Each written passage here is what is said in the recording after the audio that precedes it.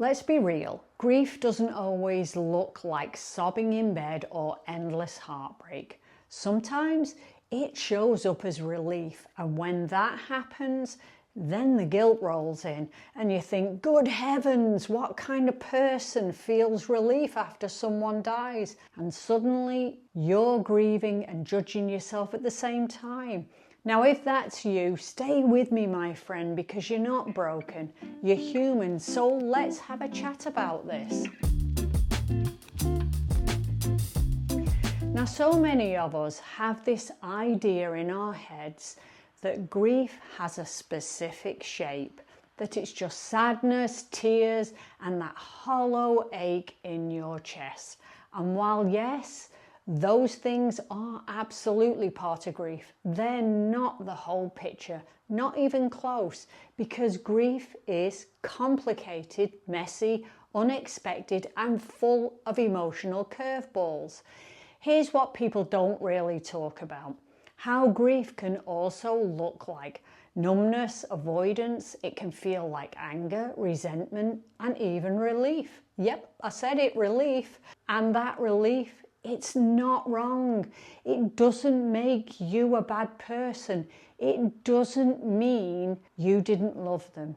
It means you're human and you're probably exhausted. Now, this is where it can get tricky, because the moment that relief shows up, guilt usually tags along, like some unwanted house guest whispering, "How dare you feel like this?" You know, you might tell yourself things like, well, if I feel relieved, does that mean I'm glad they're gone? What will people think if I admit this? Or, I should have been more devastated. But here's the truth. You're grieving your way, and there is no right way to do this. See, relief is often a sign that something hard, maybe unbearably hard, has ended, and your body, your mind, and your spirit is finally letting go of that constant pressure. Now, let me give you a couple of real stories, because it might help to make sense. See, Ellie shared this with me when her husband Archie died of pancreatic cancer. She felt this enormous wave of relief. Not because she didn't love him, she absolutely adored him, but because the pain was finally over. No more treatments, no more hospitals. She said life didn't revolve around cancer anymore, and I could breathe again, and that's valid. Then there's Sophie. Now, her story is very different. See, she had a deeply painful, complicated relationship with her mum, who was an alcoholic and emotionally abusive.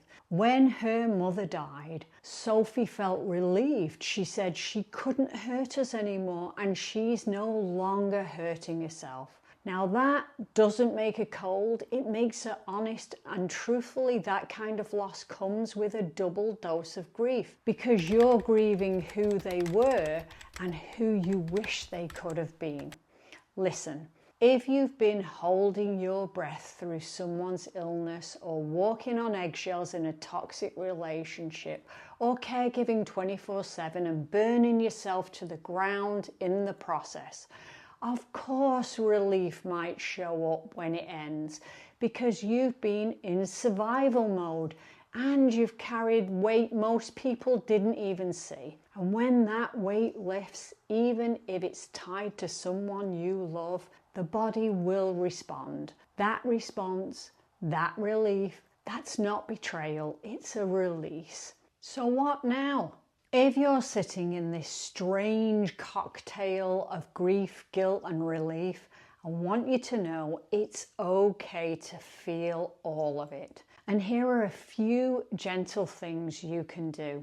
Number one, acknowledge the truth of how you feel. You know, you don't have to perform grief for anyone else. Say it out loud, write it down. I feel relieved and I feel guilty about that. Name it, because feelings lose power when they're not hiding in the dark.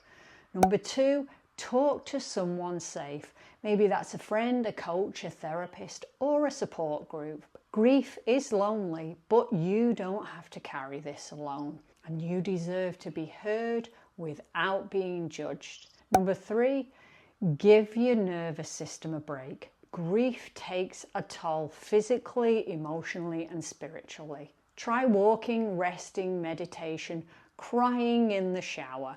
Whatever helps you to release, do more of that. And number 4, stop shoulding all over yourself. Honestly, there are no shoulds in grief, no timeline, no roadmap, and you don't need to feel what other people expect.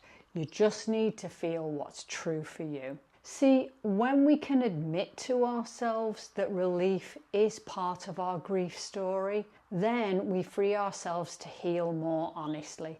And healing, it doesn't mean forgetting. It doesn't mean you move on and you wipe the slate clean. It means you move forward with truth, grace, and with less judgment. Now, if you were a caregiver, if your days were spent making someone else's life easier or more comfortable, now it's your time.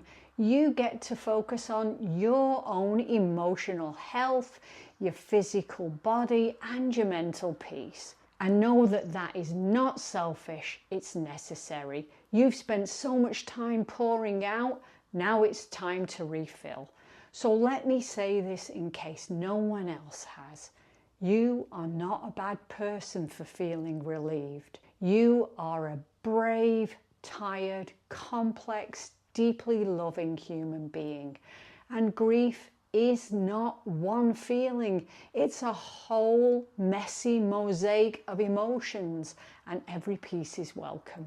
Honestly, relief doesn't erase love. It simply acknowledges that something painful has ended. And if you're navigating this strange in-between guilt, grief, and relief, know that you don't have to do it alone. So if you're feeling grief that doesn't look how you thought it would, and if relief has shown up and surprised you, tell me in the comments what emotion surprised you the most after your loss. And if you're ready to feel supported, heard, and gently guided through this chapter, please check out my services. It would be an honor to walk beside you as you heal what hurts and live what's next. And I'll leave everything in the description. And remember, please, to like, subscribe, and share this video with someone who needs to hear it. So thanks for being here with me, and I look forward to seeing you in the next video.